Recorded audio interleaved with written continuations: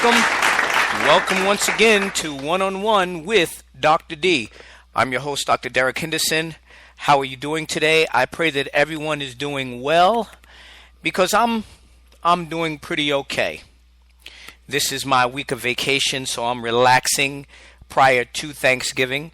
I've been blessed with having a job that allows me to take this time off, and I thank God for it. I want to speak this evening about the election aftermath. This is going to be ongoing, and the reason why I'm speaking about this, even as we've gone from the 8th and we are now on the 22nd, is because still there are things coming up about this election. But before I go into this, I want to say something to the church. And the only reason I want to speak to the church is because, as many of you know, I am a minister of the gospel, Christian, and I'm having some issues reconciling some things in reference to the church's ability to actually do things, to function as a unit. Now, the only thing that I can say about this, and I don't want to stay on this too long, is that the church to the outside world seems like an archaic, antiquated, used to be institution. That's how they are perceiving it. And the reason that's said has everything to do with the ideology that just popped out of this election. Mind you, there are millions of Christians around the world, but all of them are not super conservative, liberal individuals. Many of them are straight across the board, but they have an understanding.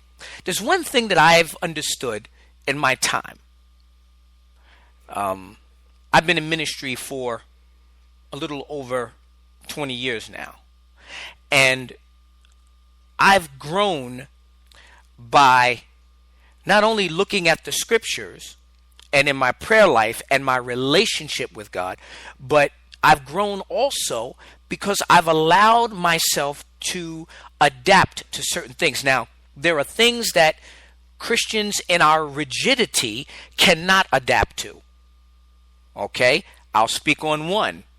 We do truly attest to and believe that homosexuality is a sin, that it is wrong, that we do believe.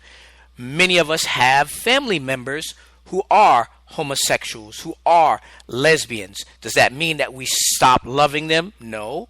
I know on my part it doesn't mean that, but there are others that will disavow them. I'm not that individual. I believe you should have the right to make that choice if that's the lifestyle that you want to live. Now, if I have the opportunity to speak to them, I love them and try to give them Christ. You love the person, you hate the sin. Many conservative Christians, they want to disavow and remove themselves from the individual. That shouldn't be. This is where the notion of an antiquated church comes from. Now, I don't believe that every church should be moving along the same lines as the world. Like, if the world accepts it, the church accepts it.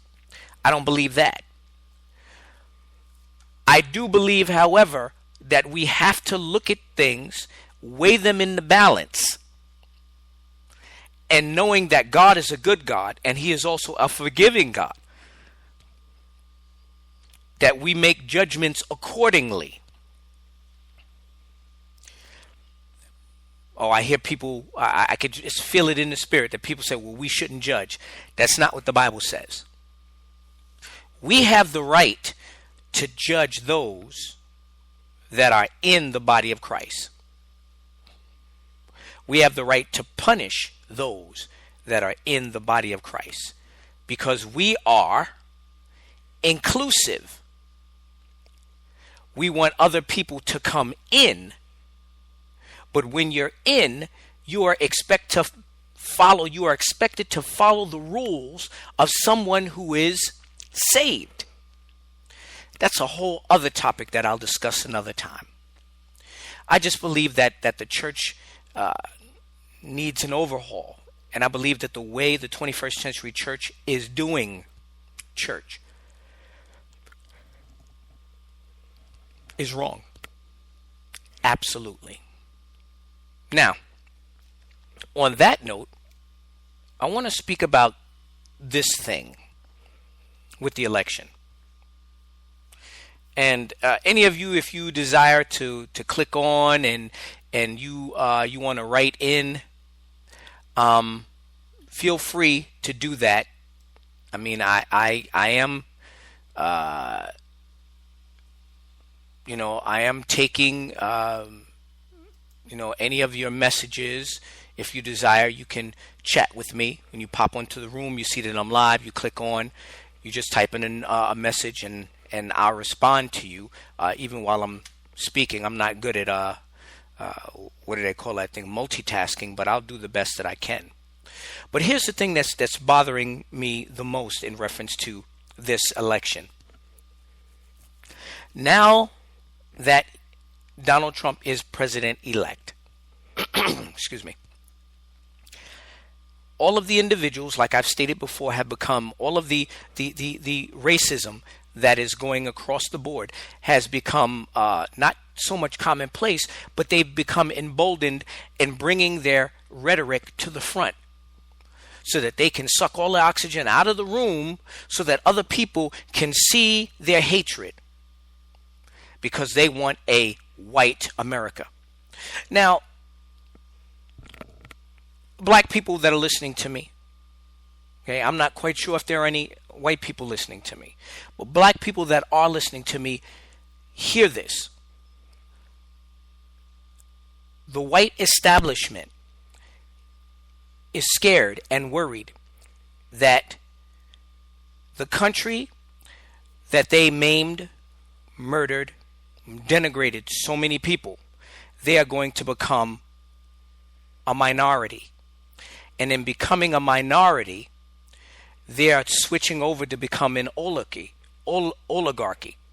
And becoming an oligarchy, what happens is the people eventually, because an oligarchy eventually becomes a monarchy. And what happens is people overthrow monarchies. We'll end up having headless presidents and things of that nature. They're worried about losing control because we are such a melting pot. And it was all due to commerce and capitalism that these United States have become the most powerful and richest country in the world. China is only moments away from catching up with us, though. Only moments away. There's a rigidity in China that people here in the United States do not want, because China is a communistic country, if you didn't know.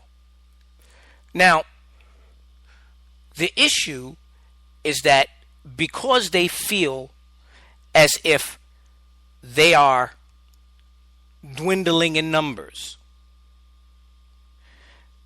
they want to detract attention from the bigger picture and put it off on others.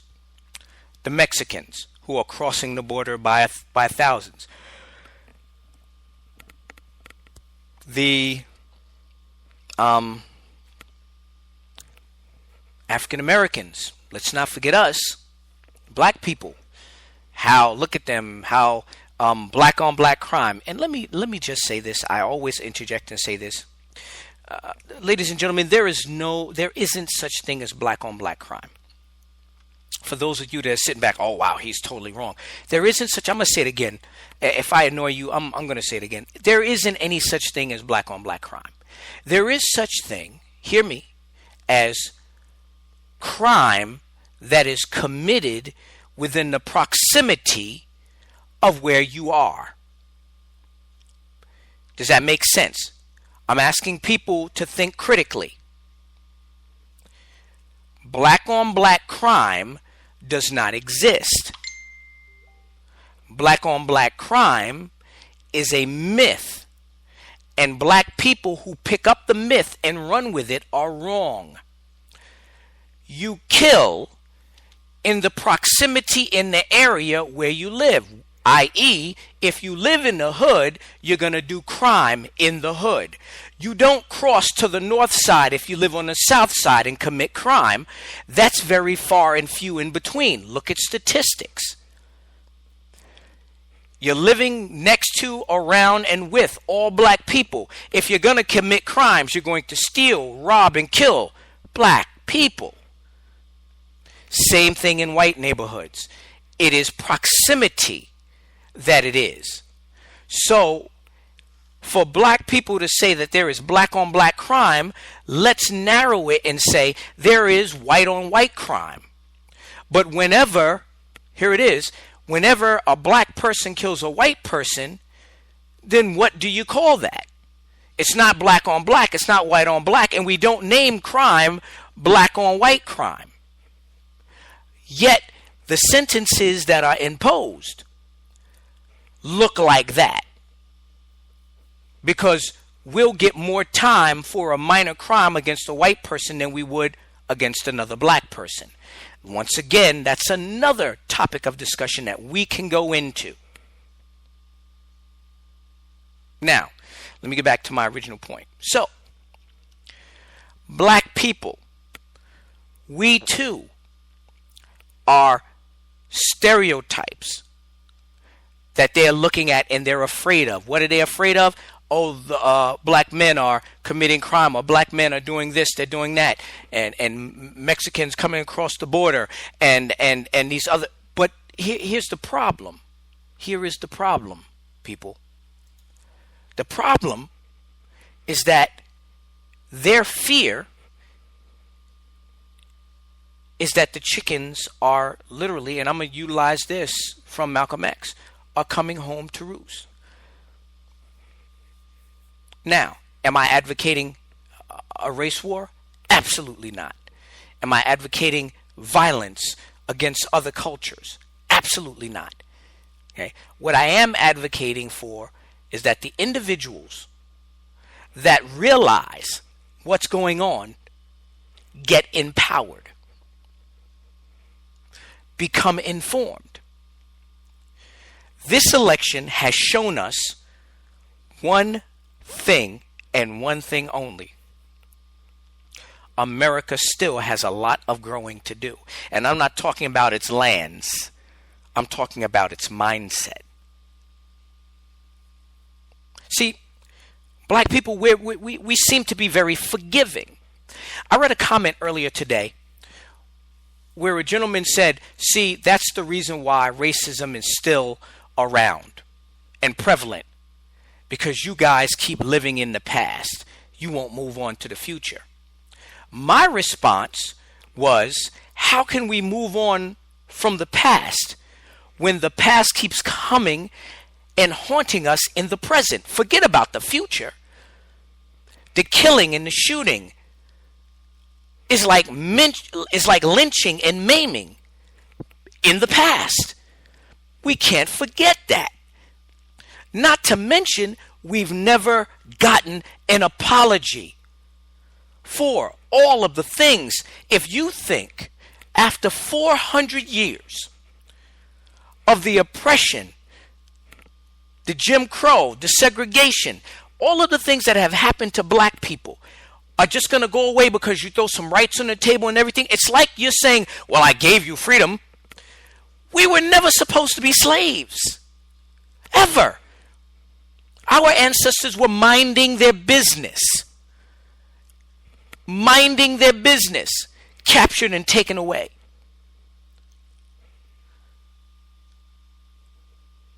We are the only race of people that were brought here against our will to this North American country. Everybody else is coming. They're jumping across walls, climbing borders, getting on planes, come here. I want to live in America. We didn't have a choice. We didn't want to live in America. We wanted to go home. We were stripped of our native language, our culture, our freedom, ripped from family members, tortured, raped, beaten to death, burned, hung. Now, the reason I'm saying this is because white America seems to have forgotten a lot of these things. But yet, people don't understand why we react the way we do when we see alt-right individuals up there. When you start speaking about white supremacy and that you want to make America white, that scares a brother. That scares us. Because you wanted to keep it white before. And what did you do? You ran around in pickup trucks hanging black people, burning them and skinning them. The law is already and still slanted against us whenever any crime is committed. The prison population is mostly black, not Hispanic. This is not a black-brown thing. This is a black thing. It's mostly black people that are in prison. And a lot of them have not committed violent felonies. It's simple drug charges. 3 strikes you're out was made for black people. Not for everybody else. For black people. Many black men feel an indignation towards society because everything is slanted against us. And don't you know, I got to talk to my black sisters. I have to talk to the sisters. Black women are now, and have been for at least the last 7 years, the most educated people on the planet. The most educated people on the planet are black women. Yet, even though they are the most educated people on the planet, it seems, now I'm not saying it is like this, but it seems as if they are turning their backs on their black counterparts. That's the way it seems. They're not killing you guys the same way they're killing us. White men are not scared of black women. White men are scared of black men. I'm not speaking about this from a spiritual basis. I'm not speaking about this through word of mouth. There are studies that show this. And it seems as if the black woman has taken it upon herself to say, I got mine, you get yours. I'm just saying it's seeming like that. Unless it's their son, their cousin, their uncle, their brother. Doesn't matter. The fight that's being had now is going to go against every minority race. Everyone. But I can tell you, the minorities that's going to get it the worst, Muslims and blacks. Oh, they want to build that wall. They do want to build that wall. And believe me, somehow, some way, something is going to be started in reference to that wall. How it's completed, I don't know.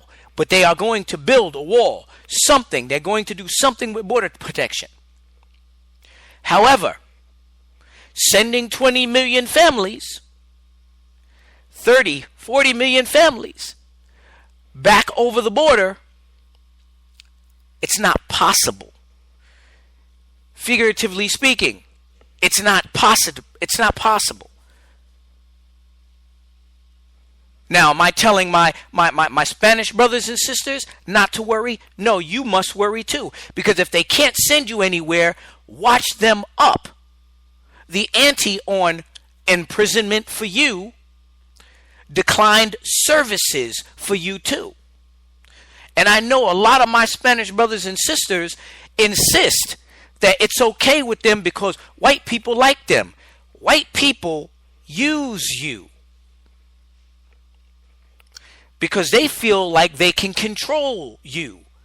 They fear black people because they think we are out of our minds, because we just go ballistic. And for my Muslim brothers and sisters, here is an issue. There is going to be, I don't believe they are going to tag you like they did in the Jewish people.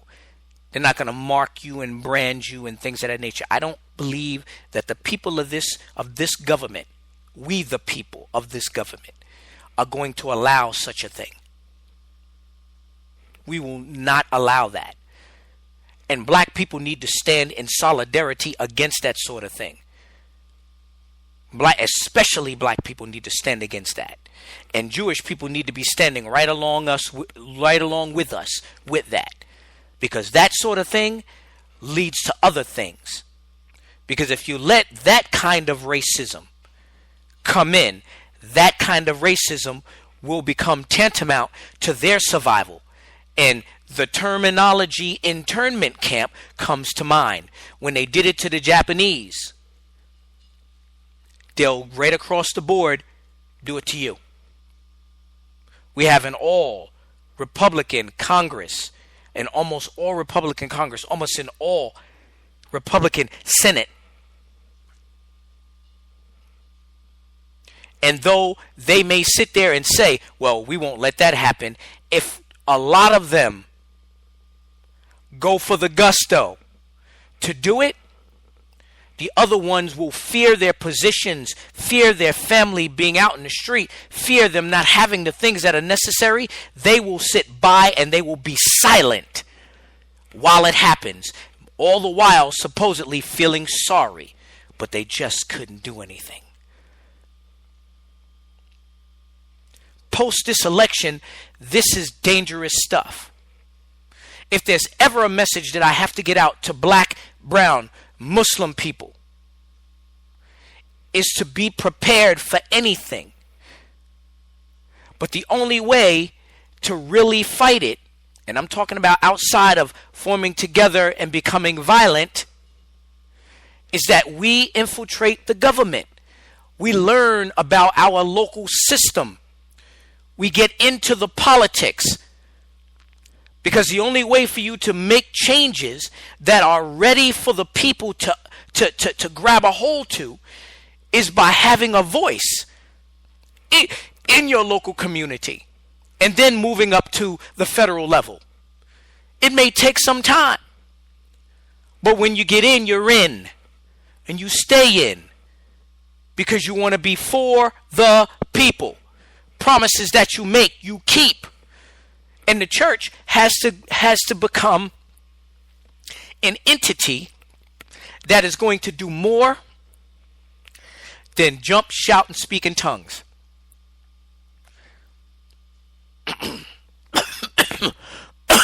Excuse me.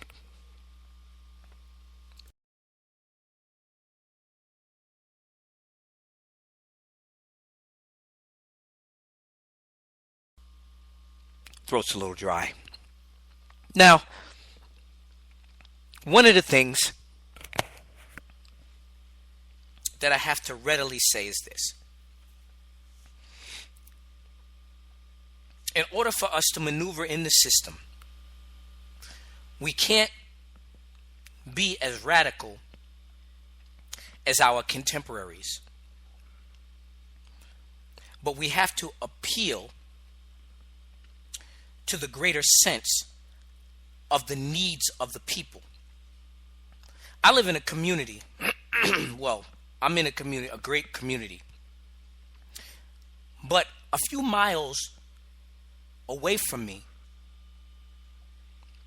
is extreme illiteracy, poverty, hopelessness, all kinds of things that shouldn't be in that community. because it was a beautiful, historic community. Beautiful. We have maybe 2 or 3 Hispanics, maybe 2 or 3 black people in the city council and things of that nature. And I know that they're trying their best, but there's one thing that I'm really, really sure of. If people get the opportunity to do good, more than likely they will do good. But sometimes the bureaucracy, the paperwork, everything that it takes time, which is something we do not have. I'm not going to knock these city council people. I'm not going to knock them. I just wonder why things have to be so complex. And if it's so complex, why aren't we doing anything to change the system, to make it, to simplify the system so things can get done, so that the people can receive the resources that they need? There are too many individuals that have too much education. And that's the other thing for those individuals that are planning to go out and become local. If you're planning on going out and becoming local, the one thing that you have to do, you must do, is get your people to vote. Get your people to vote. I'm so tired of having heard that there are certain ministers that didn't vote, apostles that didn't vote, prophets, evangelists, pastors, teachers, bishops that didn't vote because they didn't want to vote for someone that was part of the lesser of two evils. So either you didn't vote or your vote didn't count because you wrote in a name on the ballot that wasn't part of it, wasted vote, or you wrote in one of the independents, wasted vote, or you just didn't vote. I think sometimes as Christians, we look at things just a little bit too deeply. Now, Donald Trump stands for all of this stuff that Christians want. We want to make sure that people don't have abortions. Okay. So when you close down the Planned Parenthoods and begin to say that a woman must keep her child, that means the government is going to spend multi-millions of dollars to help figure out where these children are going to go and how to take care of them without inflating an already burgeoning foster care system by taking these children in. See, idealistically, it sounds great, but it causes a lot of issues, not to mention free will. I spoke about that, and I know a lot of people were either disappointed or totally disagreed with me when I think about the free will that an individual has. Your choices, your decision have to do with you and God. But I don't think man should make any law that stops you besides the law of God that tells you should not kill. Okay, you shouldn't steal. Okay, those things. I don't think we have the right. I don't want to even get into that. The fact of the matter is, we have to begin to come out in droves to set things right. Because this administration, they're going to impose laws that are going to affect mostly minorities. Mostly. And they're not going to be good for us, either physically, socially, and especially economically. I'm not trying to scare anyone. If you want to call what I'm saying rhetoric, Call it what it is. Okay? I'm just trying to make sure that people understand there is more to this than you think. And I'm so very surprised because what I have seen is that in the Christian church there is more racism than I previously thought via this election. More racism in the very Christian church that I was raised. More racism. While people are smiling at me, calling me their brother. More racism. While we're reading the same Bible and supposedly serving the same God, that same racism that's telling you that this person cannot be voted for because of this. And I understand that. Let me go back to this.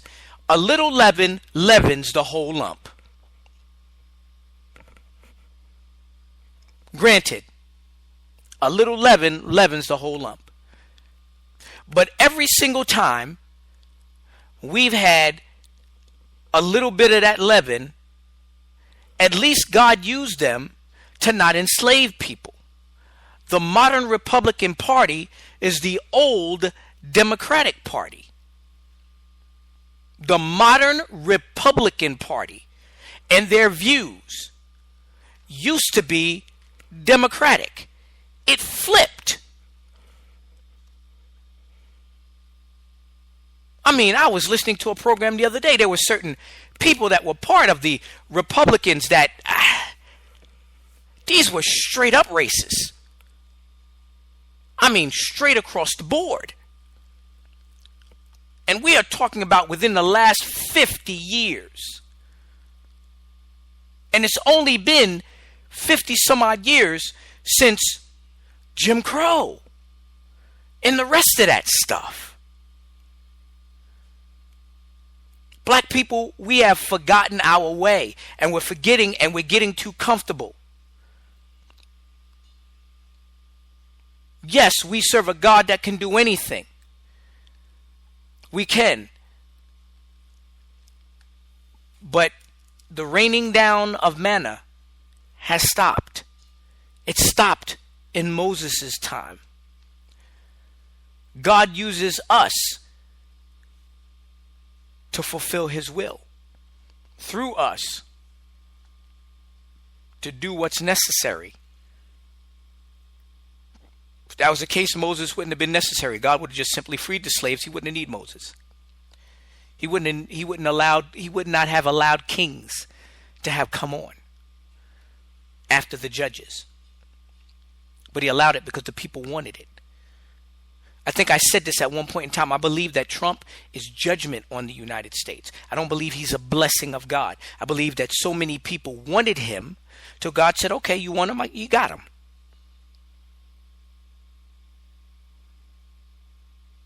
Some people think that President Obama was judgment on America. We all have our own ideology, our own principles as to who we think what was what. The fact of the matter is that most of the people in America at this point in time, if you're a minority, you're scared. If you're women, you're scared. If you're Muslim, you're scared. Okay? Black people, we've been running around with PTSD all of our lives. All of our lives. Okay? Post-traumatic stress syndrome. Okay? Disorder. Right? We've been running around with that for the longest period of time. We're still in it. And we have to find a way to get out of it. We are now in the mental challenge. And we're not going to be able to win this particular battle with fists and bats and knuckleheads going around killing cops. God doesn't like that. People don't like that. I know I certainly don't like that. That's not how we solve problems. We don't kill cops. We don't raise up arms. Violence begets violence. I understand that. I don't believe that protesters should be running around destroying things. If you're going to protest, protest.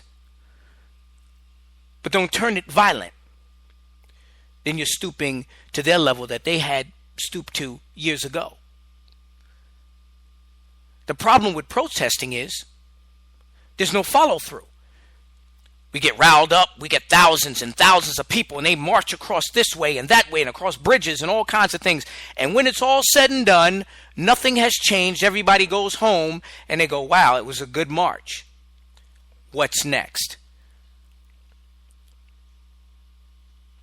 Many people don't like Black Lives Matter. So what did they come up with? They came up with White Lives Matter. Well, that's ridiculous.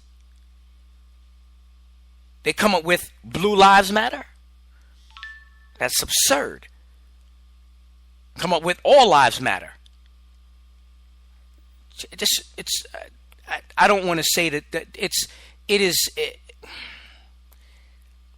it's not right. Understand it's not right. Because when you begin to think of things like that, the reason why Blue Lives Matter doesn't matter is because you put on blue. At the end of the night, you take it off and you're white.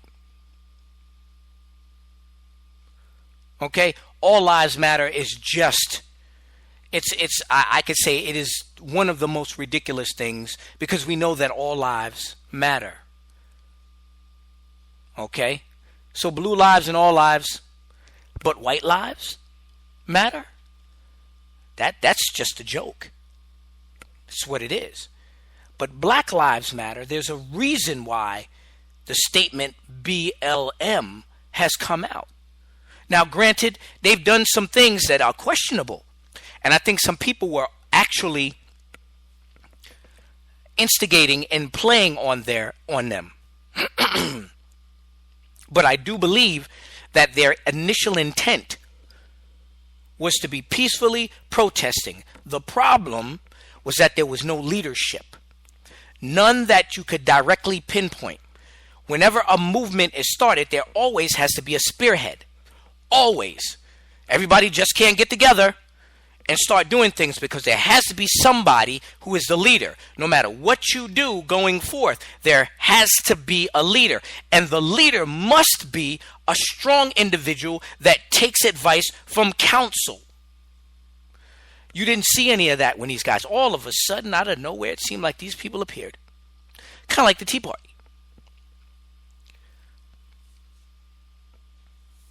See, these are the things that have all been coming up ever since this presidential election, this presidential race. And these things have to be spoken on and understood. There needs to be a platform of people understanding exactly what this thing is about. Once again, here's the truth. People are scared. You're scared, fearful. And yes, I understand. God did not give us the spirit of fear, but of power and love and of a sound mind. I am fearful for the next 20 to 30 years.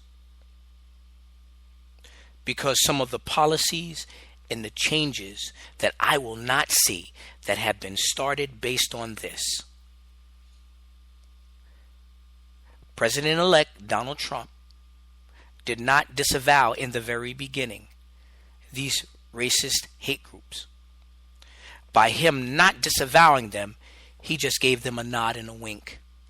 Regardless of what he says now, later on, where he says he's disavowed them and he doesn't like them, they have been emboldened by him. His race-baiting hate speech on the campaign trail has set a precedent of vitriol of these people against minorities. Against. A senator sat down when then President-elect Obama, was getting ready to become president, and he stated these words. He said, "I think we are past discrimination. I don't think there's anything left." and I'm paraphrasing, okay, as far as race is concerned, we're living now in a post-racial society.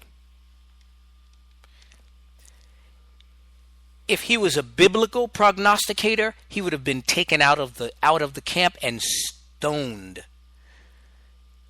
He was wrong. The election of President Obama simply quailed, or the individuals that were racist and bigots and misogynist and all of those nasty things simply went underground, and they waited. And then another 4 years passed, and he still won again, so they waited again. And this time when they came out to vote. Over 2 million people did not vote. I'm sorry, I think it was more like 4 million people did not come out to vote. 4 million. Think about the number. 4 million people that should be ashamed of themselves. Now, with chickens coming home to roost, planting what has been sown, okay, reaping from these things, we're going to see America for what America may be. I hope not. I really do. I hope we don't go that far back in to where we used to be. I didn't want it for my parents. I definitely don't want it for myself. And I don't want it for my children. And I have a 22-year-old son and a 19-year-old daughter who are just becoming adults in this world. Let's see what opportunities await them. Let's see how they're treated as time goes on. I don't know what else to say in reference to this, but it's traumatic. And I pray that you're praying, and that I continue to pray for the hope of this nation. And yes, that means to pray for this president-elect also. Now, before I go, I want to say this. December 19th is when the Electoral College gets together. Never has there ever been a challenge of the Electoral College the way it is now. But it's been challenged. People are trying to get together to get rid of the Electoral College because they believe that it's antiquated. I understand why it is, but it may be that time. If they get together on December 19th and they decide that they're not going to go with the Electoral College, which I think they are going to, and decide on the popular vote, we will have two things in history in this one election process that's going to turn everything upside down. I think there will be rebellion and rioting in the streets like never before. Some years ago, I knew that there was going to be a race war. I just didn't know how it was going to come. I pray that that does not come true, because sometimes prophetic words take time to come true. People, stay prayed up. Continue to learn, educate yourself on the politics of today, and make sure that you stay informed. Thank you for listening to One-on-One with Dr. D. I will see you next week, 7 p.m. God bless.